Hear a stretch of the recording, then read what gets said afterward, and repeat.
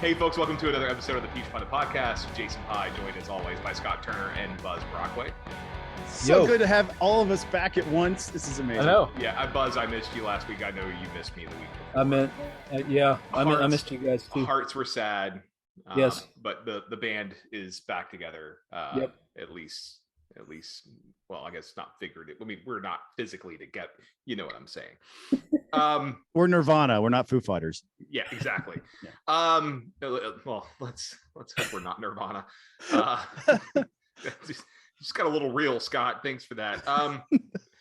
So before we dive into our list of our previously scheduled topics, there is fresh polling in the governor's race. This is from Trafalgar Group. If you are David Perdue, this is bad news from you because you're trailing by almost 10 points. Trafalgar Group, and we should note this is the first poll that has come out since Vernon Jones abandoned, and yes, he abandoned his campaign for governor. The Trafalgar Group shows Brian Kemp at 49.1%, David Perdue at 39.5%, Scott's favorite, Candace Taylor, is at a paltry 3%. And Jonathan Garcia, who I've literally never heard of, is at 0.7%. There are 7.7% undecided. Wow. So that's pretty notable poll. Purdue's been in the race now for a month. He has Trump's endorsement. He convinced Vernon Jones to drop out. Right, and he is polling at 37.9%. This comes on the heels of some very 39.5%. He's polling. He raised what, $1 million roughly, give or take. I think Scott, we discussed that last week. I think it was 1.1. Yeah. He has under 900,000 cash on hand. Is it time? I mean, the primary is in May, assuming some random federal judge doesn't decide to delay the primary. Is it time for him to start considering bowing out? It's been beyond time, Jason. I mean, he should never have gotten in. And the only thing he can do at this point is hurt the apparent nominee, which is Brian Kemp. That's the only thing he can do, is hurt Brian Kemp heading into a fight with Stacey Abrams. The money that he's raising should be going into Brian Kemp's coffers. The money that Brian Kemp is spending to fight him off shouldn't have to be spent. All of those resources need to be focused on beating Stacey Abrams in November. It's clear at this point, he has not gained traction. They thought that by doing the insider backroom deal in Mar-a-Lago, where Donald Trump would convince Vernon to get out, that those voters would immediately go to David Perdue. And activists throughout the state have been telling us, we don't like David Perdue any more than we like Brian Kemp. So why would they go to David? Anti-Kemp people, right? They're also anti-Perdue. Right. Yeah. So it was a huge miscalculation from the beginning. The answer to your question directly is it is the time. Every day the sun rises is another opportunity for David Perdue to do the right thing and drop out of this race. No, Scott, I agree with you. He should drop out. He should have never got in. But let me posit a theory that crazy theory that popped in my head. What if, I've said I think this race is going to get really nasty because the two men agree on policy matters. They agree on virtually everything. So you're left with a disagreement on Trump, essentially. But what if this ends up being good in the sense that all of the people who were ticked off at Brian Kemp and said he should have done this, that, and the other to overturn the election, this gives them an outlet to vent their frustration. Then it's done. And millions and millions and millions of dollars will be wasted. And then they can unite behind the party, unite behind Kemp and defeat Stacey Abrams. I don't know if I fully agree with my own theory here, but I wonder if there's any benefit to that scenario. I think the lost resources in the form of time, energy, focus, money outweigh any of that potential benefit. And I mean, it is conjecture. I mean, it's not a dumb point of view, Buzz, but I just think that the loss of the additional resources outweigh any type of benefit that you would get from that. Yeah, you're probably right. And Purdue's the bad news for Perdue this week doesn't end at bad polling. He also stepped in it this week when he compared not being on Twitter to rule under the Nazis in Germany in the 1930s and 1940s. Let's keep in mind here that the regime of Adolf Hitler killed 8 million people, Jews, communists, homosexuals. Do we need to send him to the Holocaust Museum? It clear. After serving in one term in the United States Senate 6 years, you think he would have had time just to traipse down the mall about half a mile and visit the National Holocaust Museum. Because I got to tell you right now, it is, if you do not walk out of there in tears after seeing what you've witnessed, you are dead inside. I used to think I was dead inside until I visited that place. Mm-hmm. But that place just it sparks emotion. But this is what David Perdue said. He was speaking on Diamond and Silk show. Need I say more? when he said, and I quote, sorry. What network is that on? I mean, I'm sorry to interrupt, but what the Diamond and Silk show, is it? It is referred to as a Trump favored conservative online talk show. Aren't those called podcasts? We have one too. So this is what Perdue said, and I quote: "When individual citizens lose the right of free voice, then we turn into a Germany in 1933, or a Russia in 1919, a Cuba in 1959, or Venezuela today." Twitter is a private company. That is not government. That is not the government censoring you. That is not the government censoring you. For my conservative friends online, I understand some of the frustration and angst aimed at social media companies. Let me remind you that like most of the top 10 pages that are on Facebook are conservative accounts.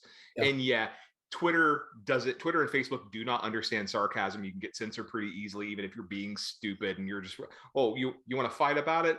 Like, maybe it's a joke, it's sarcasm, whatever. They do take it literally, whatever. Sure. We can harp on that all day long. Twitter is a private company. The First Amendment does not apply to private companies. Mm-hmm. And I wish conservatives would understand that. And we can have a whole debate about what is the public square today, whether it includes Twitter and Facebook, and that's a debate worth having. Yeah. But can I just interrupt? Hold on. I understand there's a whole debate happening in Georgia right now about Section 230 and all that stuff too inside the Georgia legislature, as if the Georgia General Assembly has some sort of control over the Communications Decency Act, which is a federally enacted law. I digress. The whole point is choose your comparisons better, because these are piss poor comparisons. All right. First, I have to say that the conservatives do not have a monopoly on being angry at social media companies like Twitter when it comes to the content that their users post. All right. Because the left is famous for wanting to cancel every damn buddy for every damn thing all the damn time. So let's just get that out of the way.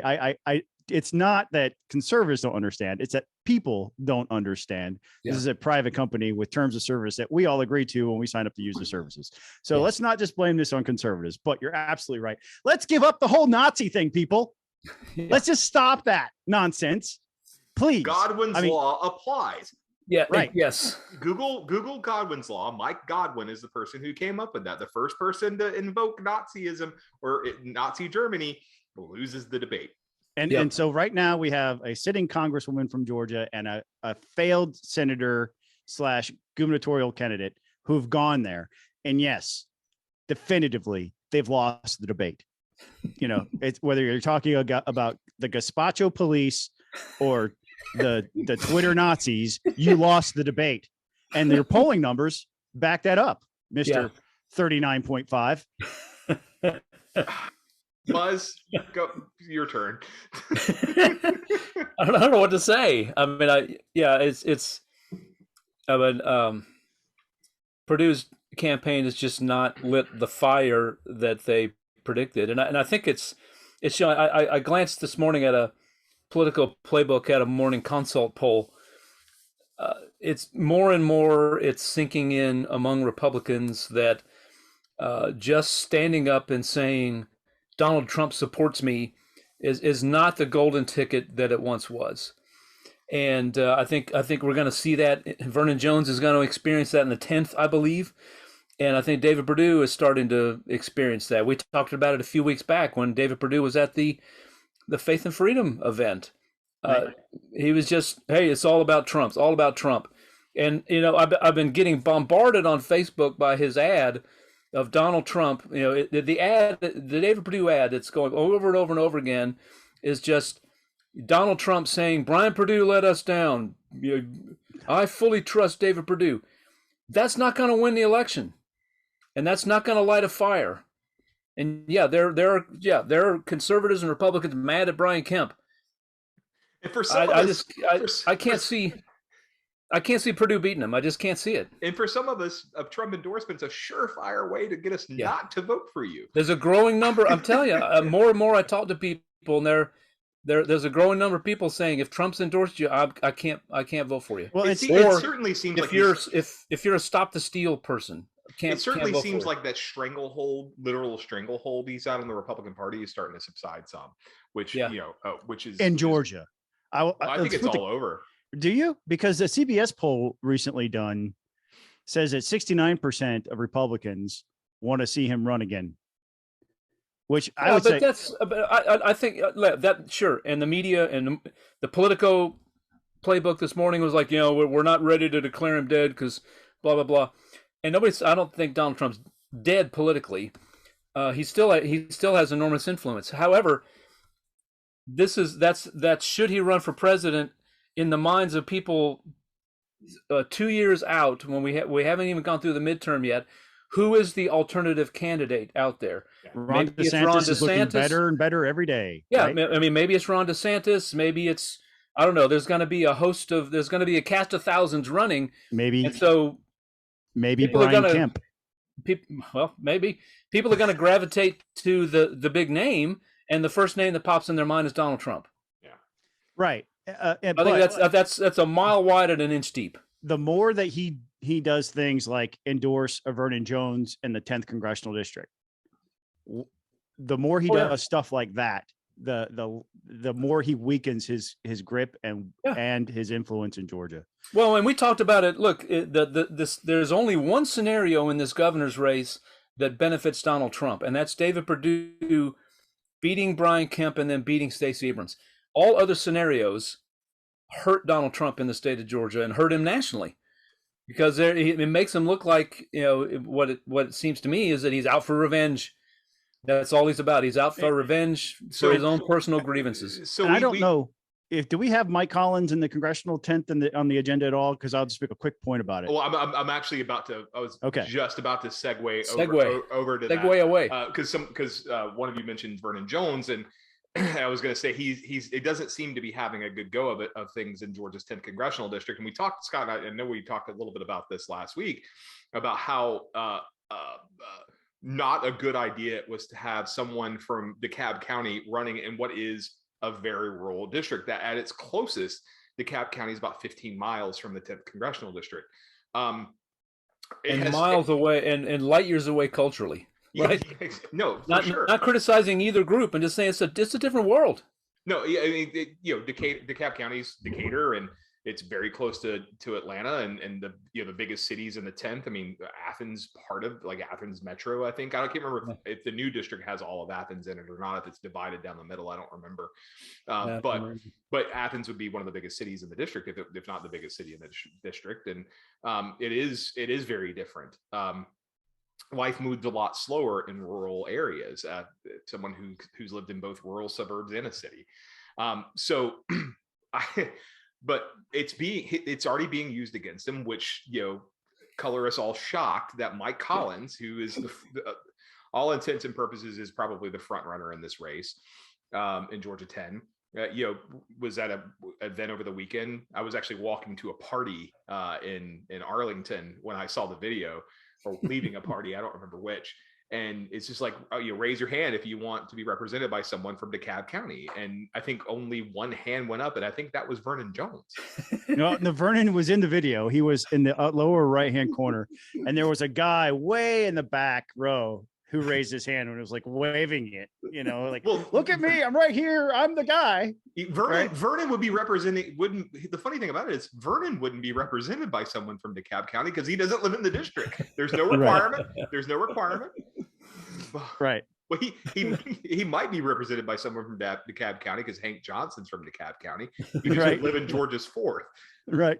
Presumably. But it just seems, you're right, look, Scott. The Trump endorsement seems to not have done him any good.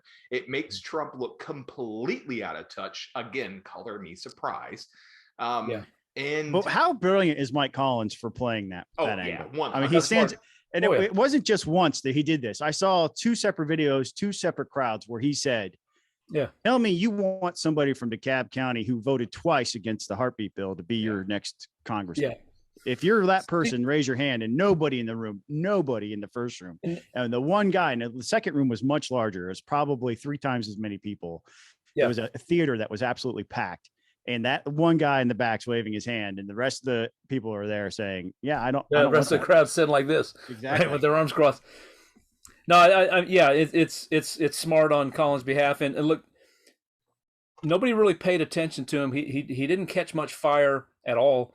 He had his little 10% of folks, Vernon did, in the governor's race and all the in various polls. Nobody's examined his voting record, and now he's in this race, and of course Mike Collins is immediately chronicling how Vernon Jones voted, and folks are going to realize that his rhetoric doesn't match his voting record, and it's not like that he had a revelation 10 years ago and switched his positions.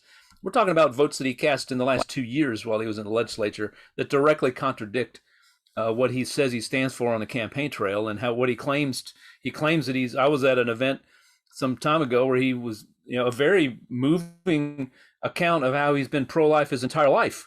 He had one chance to vote that way and didn't do it. So, is it too soon to declare the Vernon boomlet over? I mean, he's gonna fall flat on his face. Well, that was his end goal, I think, from the beginning. Not goal necessarily, but what will be the outcome, no matter what. It's just shaping up. Excuse me, just a second. A great primary season for Donald Trump here in the Peach State. With the exception of Herschel Walker, who's got his own set of problems. There was another story about him this week, which we don't have on the agenda tonight, but why we don't have it on there, I don't know. I'll blame Scott for that one, who's currently not listening to us. Oh, hi, Scott, you're back. I wasn't talking crap about you at all. Well, just a moment ago, I will hear what you said when I listen to the podcast tomorrow morning, but just my puppy was having an accident out in front of my door. My daughter's screaming, help, help, help, help, help. And I didn't know what that was about. So as a father with a daughter, I had to go see why she was screaming, help, help, help, help. That's why I don't have any of those. Puppy poop is an emergency. I mean, we will grant that. So moving a little bit more into Georgia, more, we talk about the governor's race, which I know is Georgia politics, and Vernon Jones also Georgia politics, but more local specific things. Buckhead City is dead. It's done. Jeff Duncan effectively killed that last week, if I recall correctly, is when I saw the story. That he wasn't interested in it. Not to say that the would-be city fathers and mothers of Buckhead City did themselves no favors in the process of this effort that really never got off the ground as far as it goes. It was killed in the cradle before it really even got a chance to get started. Right. I mean, and then in House Speaker David Ralston, after Duncan said it's done, the speaker came out and said pretty much the same thing. And I think both of them were talking about, look, you've got a new mayor in Atlanta who, Andre Dickens, who seems to be wanting to address the issues that are ostensibly at the core of the concerns that folks in Buckhead have. And got to give him some time. The guy's only been in office a few weeks or a month or so, or 2 months or whatever. Got to give him a little time before you carve out the wealthiest part of the city and take away, gut the financial backbone of the city of Atlanta. Yeah, Scott. I think we knew it was over the moment they allowed Mayor Dixon to walk down the middle aisle in the House. That was Dickens, yeah. Sorry for I have a gazpacho moment there. Apologies to the mayor. That was the moment for me where I thought, yeah, that's over. That's not happening. And I talked to a couple members on governmental affairs, and they're like, yeah, we're not doing Buckhead. Yeah. So we've known for a while. And it was assigned to a committee in the Senate run by Democrats. Right. So the Democratic majority, rather. Yeah. Yeah. And so whenever Jeff Duncan wants to kill a bill, any lieutenant governor, frankly, wants to kill a bill, that's where they send the bill. Yeah. And there it goes. It's dead, which freed up David Ralston to join in solidarity with Lieutenant Governor Duncan and say, yeah, I'm killing it over here too. Yeah. So, yeah, I think that's what's important is that means it's not going to pop up as an attachment to another bill, or it can't. I mean, it's a referendum. It's dead. Yep. And let's just take a moment to point out that what's the guy's name? White? Is it Bill White? Bill White. Yeah. Bill White killed this thing single-handedly with his racist tweets and his backhanded way in which he handled the whole campaign. And today, the coalition that wants to create a Buckhead City has said that Bill White's going to remain in charge of this effort. So I think it's dead until they realize he can't lead it. Yeah, but you can't look, folks. If you're an aspiring politician or want to be city founding father, or anybody with a public profile, you might not want to retweet white supremacist websites like D-Dare. Which happened more than one occasion, frankly. He also conspiracy theory websites, bad idea. Don't do that either. Yeah, Alex Jones is not someone to whom to look up. So more news. A former law clerk of Supreme Court Justice Clarence Thomas has been tapped by Governor Kemp for the state Supreme Court. This comes as David Namias has announced his resignation or plans to resign. The clerk, Andrew Pinson, is leapfrogging a lot of people to take this position. And I saw the story, I think, yesterday, and kind of understand why people would be upset. He's not someone who has spent a lot of time in the state's judiciary. That said, he comes with a pretty, I mean, just mentioning it, Supreme Court Justice Clarence Thomas clerking for him. That's a pretty good background and solid foundation on which to build a very long and prosperous legal career. Also, number one in his class at UGA Law School. So he does have a very strong pedigree, and there are a lot of people who are upset because they feel like they've been passed over. But this is what happens in a meritocracy. You have somebody who has shown they have the skills. They might be a little younger than you. They might have a few less years than you do in experience, but they have the skills to go ahead and do the job. And that's the direction that Brian Kemp wanted to go. He decided this is his guy, and for a lot of good reasons, this guy is qualified. Period. There's no debating it. And look, there are many outstanding judges on the Court of Appeals right below the state Supreme Court, and that's really where, if you look at how legal cases flow in the state of Georgia, the Court of Appeals deals with an enormous amount of stuff, and so it's not a bad thing. I understand many of those folks on that Court of Appeals are eminently qualified to serve on the state Supreme Court.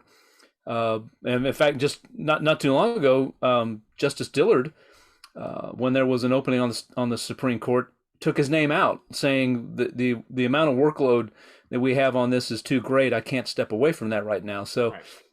I think it's we have a lot of talented judges. Many of them would have done an outstanding job, but the governor decided to do this, and we wish him well. I hope I'll be interested to see how he rules on cases.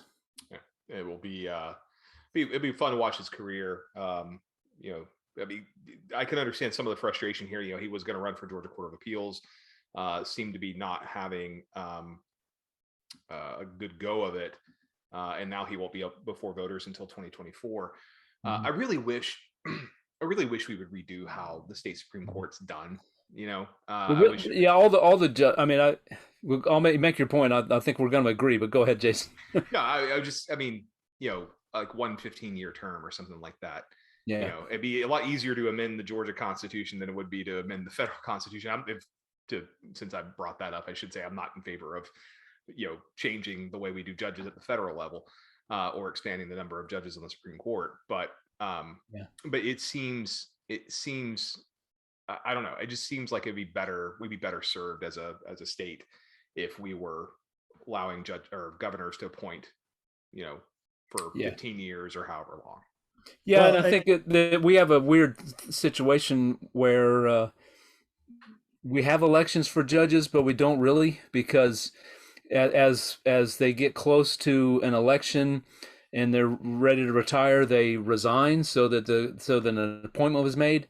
Yeah. And it's also kind of, I mean, look, especially on the local level, if you're an attorney and you practice law in Gwinnett County, for example, and you're appearing before these judges, it's a real risk to run for a judge because you might lose, to primary a judge because you might lose, and then you've got to go back into the courtroom. And I'm not saying, you know, creates an uncomfortable situation. I'm not accusing any judge of acting improperly, but it creates a very awkward situation. And so a lot of attorneys just don't. Yeah. They don't you know, they may want to. They don't. They wait for somebody to retire and then ask the governor to appoint them. So we either ought to elect them or appoint them. But what we have now, this quasi appointment system, is kind of weird. Yeah. Scott, do you want to disagree or agree with us? No, I was going to say what Buzz said and point out that they retire ahead of time, ahead of the end of their term, so the replacement can be appointed. We do have, from time to time, elections. Charlie Bethel was challenged by Beth Beskin, who violated a couple of campaign laws during her campaign, saying that she was the most conservative, or she was a Republican at one point, which is, you know, it was a nonpartisan race for judgeship, which you're not allowed to say those things. But that being said, Beth has no business being anywhere near the Supreme Court of Georgia, and the race was entirely too close because it was an anti-incumbent year, right? And Justice Bethel deserved to be there. He is a solid jurist. He was a very conservative lawmaker, but he's been an outstanding jurist. And he didn't need to be going anywhere, but because the passions were, let's throw the bums out who are the incumbents, we almost lost him to somebody who really shouldn't be there. Yeah. Almost. It was close. Almost. So moving on, so we're going to talk about the other Perdue, former Governor Sonny Perdue and former Secretary of Agriculture, is currently the only, I guess, current possible pick. He's the sole finalist to become the next chancellor of the University System of Georgia's Board of Regents. It's kind of interesting with David Perdue, you know, running in the governor's race and trying to take out Brian Kemp, to see Perdue, to see former Governor Perdue, the only Perdue who will ever have been governor. Kind of. I picked up on that quickly. What did I say that? So I mean, it's interesting to see that sort of parallel right now with him, you know, set to become chancellor, the sole finalist for chancellor, and David Perdue running for governor against the sitting governor Brian Kemp. So I don't really have much to comment on this. I mean, other than cool. Well, there are a lot of layers here. Yeah, right. I have some free advice for the former governor and former ag commissioner. Call Mitch Daniels, himself a former governor, who now is the president of Purdue University, and has done really an outstanding job, and has, when all the debate on campus about shutting down free speech, Mitch Daniels was very clear in, no, this is an institution of higher learning. Free speech is going to be the rule on our campus. He hasn't had student revolts and all that sorts of things. And they've held tuition. I don't know that Perdue has raised tuition since Miss Daniels has been there, or if they has, only slightly. He's done a great job, and has maintained. He's a conservative, but maybe not as conservative as other people when he was governor, but a very pragmatic individual who's done a great job and learned how, as a Republican politician, to function and get along with a very liberal group of professors. And that's the environment that Sonny Perdue is stepping into. And so my free advice is pick up the phone and call Mitch Daniels and ask him how the heck he did it, and follow that advice. I just think there are a lot of different layers to this type of decision, right? First of all, there's the obvious. He's cousins with the guy challenging Kemp for the nomination. Yeah. So let's talk about that for just a second. I think it's an opportunity for Brian Kemp to show, well, I'm going to pick who I think is best, regardless of what the political circumstances could be. Mm-hmm. This could be a guy who's potentially knifing me in the back with his cousin, and that doesn't care. I think he's the most qualified. I think he's the best person, right? And I'm not going to be held back by the naysayers on this. Okay, so you have that aspect, but you also have this aspect of people who are complaining that that Sonny Perdue doesn't have any type of academic experience. Well, let's examine that for just a second. Okay, this is a man who was a 2-term governor of the state of Georgia. He ran a multi-billion-dollar state budget. He cut when he didn't want to cut because the economy tanked and our state revenues went down, and we were having to tap into the rainy day fund. So he governed through some really lean, hard times. We had a massive drought, which hit the #1 industry in our state during that time. He helped guide the state through that really harsh time. He knows how to govern a state. He went to DC. He was in charge of one of the most important cabinet positions in agriculture. He has all this executive experience. Has he been the head of a college or university? No, but I mean, it's pretty apparent that this dude can learn how to be that guy. Well, with the resume you've given former Governor Perdue, let's also remember he raised taxes. He spent bloated the state's budget, which made those spending cuts that happened during the recession so deep. And let's not forget this horrible abortion go fish that he pursued let's not right before compare that to abortion. It's bad. Go fish was bad. It was it was I bad. can do whatever I want. Thank you very much. I have to object to the use of abortion describing go fish. My point is that Perdue may have been competent, but he also made a lot of bad decisions and wasted some money and helped get the state's budget to a point where those cuts had to be so deep in 2007. And we also have to add the political dynamic here. This comes on the heels of the governor using reapportionment as an excuse or as a reason to remove a couple people from the Board of Regents who did not want to vote for Sonny Perdue for chancellor, and now suddenly he's replaced them with people who obviously will, and now suddenly we have Sonny Perdue as sole finalist. So, I mean, Governor Kemp spent a lot of political capital on this, which, I mean, it is a little bit of a head scratcher because there are many people out there eminently qualified to do this. Should have done a national search, which they might have, to find this person who could step up and be the chancellor of this system. And we've got Sonny. But I just think that the criticism of Sonny not having any type of experience here is overblown. That's fair enough. But it is. I'll give you that. You could have said that without going into. Yeah, but I mean, you're talking about tax increase. He's not going to have the ability to raise taxes. No, but that's fine. I just wanted to present the other. He's going to be going before the legislature begging for more money, though. Yeah, well, I mean, and he very well doing that. and what I know of the man is he's not a beggar, so he might. He's going to have to, because guess who the legislature could. Scott, you and I have been in on those meetings when the chancellor of the university system has to come. He has to He does beg. Yeah, you're right. But Sonny, this is what I know lawmakers have seen of Sonny Perdue, the tip end of his finger in their face more often than him doing that's this. gonna have to change. Yeah. I mean, that's just, yeah, that's not gonna fly real well inside, especially because most of these guys weren't there the last time he was there.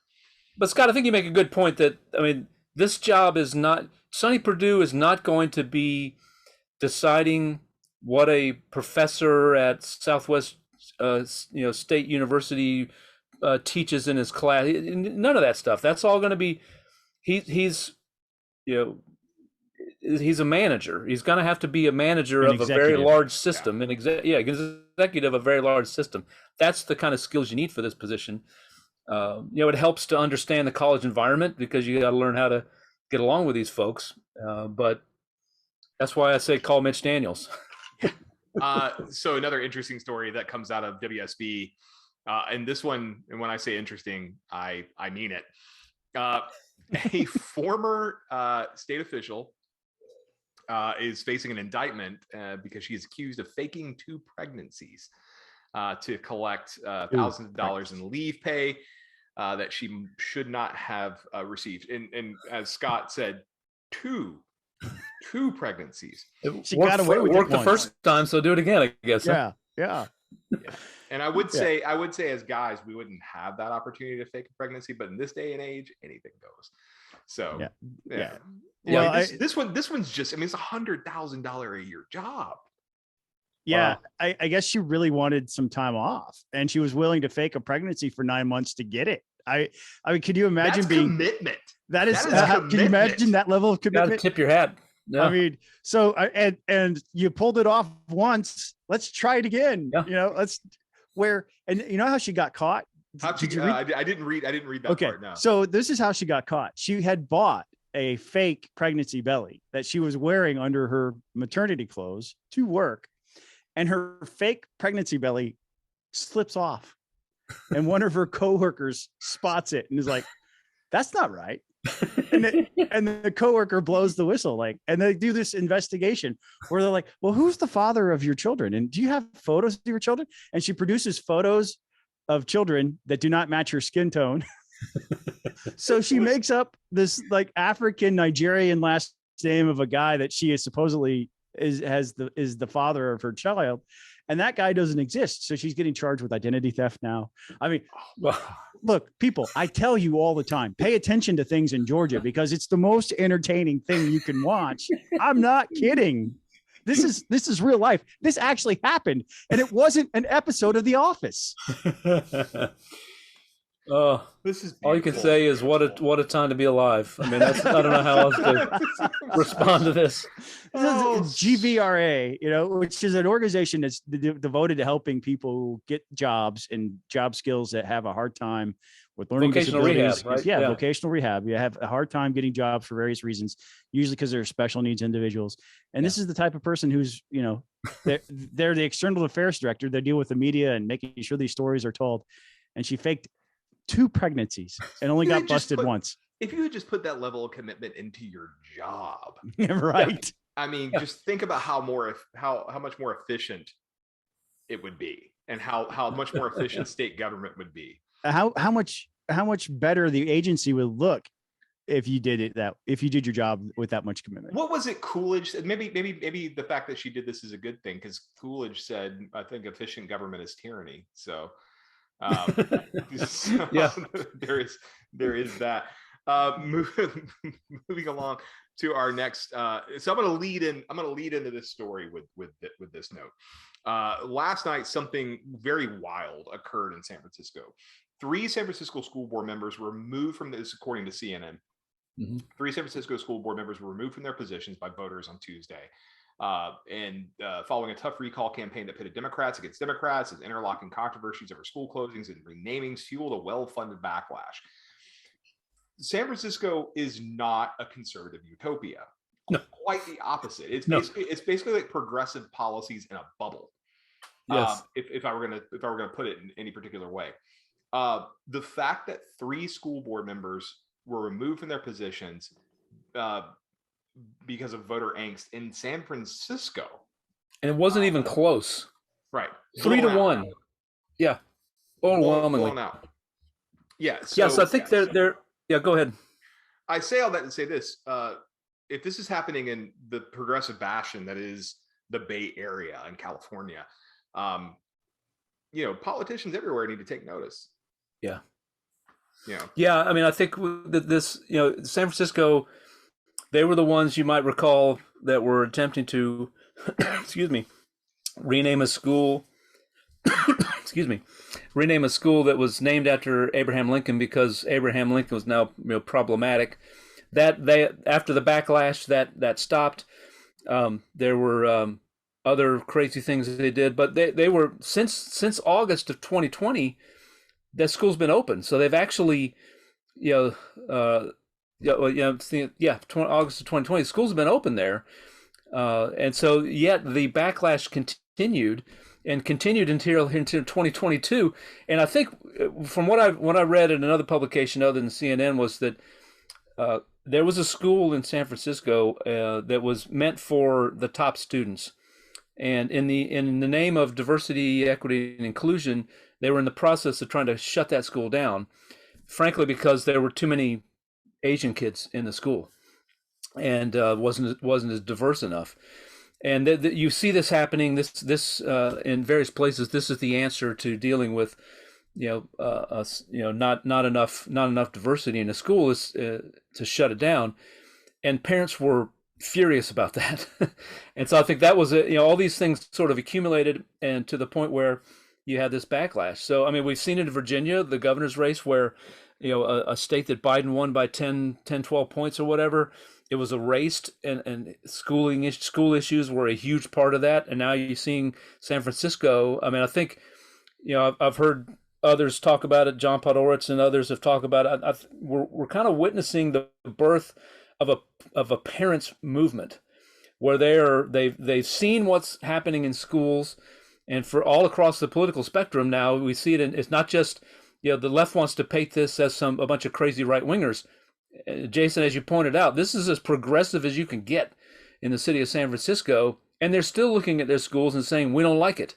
Yeah. So, and unfortunately, the response from many school boards and school leaders has been, parents need to sit down and shut up and keep quiet because we know what's best. Right. And that ain't gonna fly. Well, I lead into this story, Scott. I want to give you a second to add. You don't have anything to add. So I mentioned this to basically point out that one of Georgia's, and this, I'm not suggesting this is connected, and certainly not, but State Senator Lindsey Tippins, who is one of the most anti-school choice members of the Georgia General Assembly, is retiring. And I think politicians, no matter what level of government, especially after these past 2 years of controversies over mask mandates, vaccination mandates in schools, whether teachers are even going to show up for their jobs, so on and so forth. School choice is a hot issue right now. Yeah. It's about funding students and not systems. And I think politicians who stood in the way of that are going to be in for a rude awakening. And we've seen some backlash against Democrats in Georgia already who have supported school choice. Whether you agree with their politics or not, someone like Alicia Thomas Morgan, who has always been very, a progressive Democrat who's always been very supportive of school choice, and coming into defense of other Democrats who are supporting school choice, because there are Democrats in the Georgia General Assembly currently who support school choice. So this is something that politicians, again, no matter what level of government you serve at, whether it's the state legislature, your county commission, well, I guess county commissions don't really matter too much, but your boards, your state education board, or your local government education boards, county education boards, you need to start paying attention to.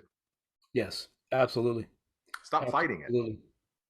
Yeah, I mean, we've had several Democrats who were pro school choice throughout the years. Valencia Stovall was chief among them, who I served with, and I signed virtually every piece of legislation she brought to me regarding education, because we were so closely aligned. And I often would tease her that she needed to go ahead and join the Republican caucus, because we would appreciate her more than her own caucus did, because her own caucus lambasted her, like, to her face. Like, would just talk very negatively to her. I saw on several occasions people ridicule her for her policy stances, and she just doesn't care because she was fighting for her babies, right? I mean, that was what was motivating to her. And the Democrats who catch on to that I think will do well in their survival and their political career. But those who don't, those who fight it, and the Republicans who join them, pay attention to what's happening here. The reason why Buzz brought this up, even though it happened in San Francisco, is because it has a direct impact to you in Georgia. You have legislation in front of you right now that you train that's rolling down the tracks that hits you, you will have been warned that it is coming. Don't be shocked. I mean, if you need any more signs, a group of progressives tossing out progressive members of the school board because they were trying to shut down a fantastic school. Yeah. What more do you need? Right. Well, we're going to end the podcast on a sad note. A very well-known conservative libertarian political satirist, PJ O'Rourke, passed away yesterday at the age of 74. I actually when I was packing up some books not too long ago, I actually ran across a few of his books. I had Parliament of Whores, the book he wrote about the wealth of nations. And he will be missed for sure. So our hearts go out to PJ O'Rourke and his family. He was 74 years old, just a brilliant, funny guy who taken from this earth too soon. We need more people like him, especially in today's political climate. Yeah, absolutely. And reading some of the tributes and hearing others talk about him, I heard over and over again that on a personal level, he was a very nice man. And I think, he was a satirist, but I never got the sense that he was mean, right? There was a point to his satire, and a lot of it really was poking fun at the elites. He was a guy from Ohio. He was a guy who he was a hippie. Yeah, and he was a guy from Middle America who never lost his bearings, from that Middle America upbringing, and looked askance at the elites who consider themselves better than the rest of us, and that's what he poked fun at. And it was brilliant, as Jason said. He was brilliant and funny, and I didn't know him personally. I did have a chance to shake his hand at a conference one time, and I'm excited. I actually got his autograph, and I'm thinking, this is awesome. I got a book autographed by PJ O'Rourke a few years ago, and it's hilarious. And I first started reading him years and years ago. He used to do a column in the American Spectator, and he used to have this thing he would do called he was creating an enemies list, and people could submit their own list of who they thought should be added to his ever-growing enemies list, and just hilarious stuff the way he did that, and really funny guy. I want to read this, and that's the only thought I really have. This is one of his writings. He declared that he and his cohort were opposed to government spending, Kennedy kids, seatbelt laws, busing our children anywhere other than Yale, trailer courts near our vacation homes, all tiny third world countries don't have banking secrecy laws, aerobics, the UN, taxation without tax loopholes, and jewelry on men. By contrast, he favored guns, drugs, fast cars, free love if our wives don't find out, a sound dollar, a strong military with spiffy uniforms. And he claimed that there were thousands of people in America who feel this way, especially after 3 or 4 drinks. And if all of us would unite and work together, we could give this country, well, a real bad hangover. On that note, folks, thanks for tuning into the Peach Pundit Podcast. We'll be back next week with another one. Please make sure you download, like, subscribe, all the things. YouTube, where are we? YouTube, Apple Podcasts, Spotify. Where else? I think that's it. That covered it. Oh, and Scott's Twitch. Yeah. Twitch.tv/repscott. Yep. Thanks, folks. Have a good rest of your week. We'll see you next week. Peace out. Bye.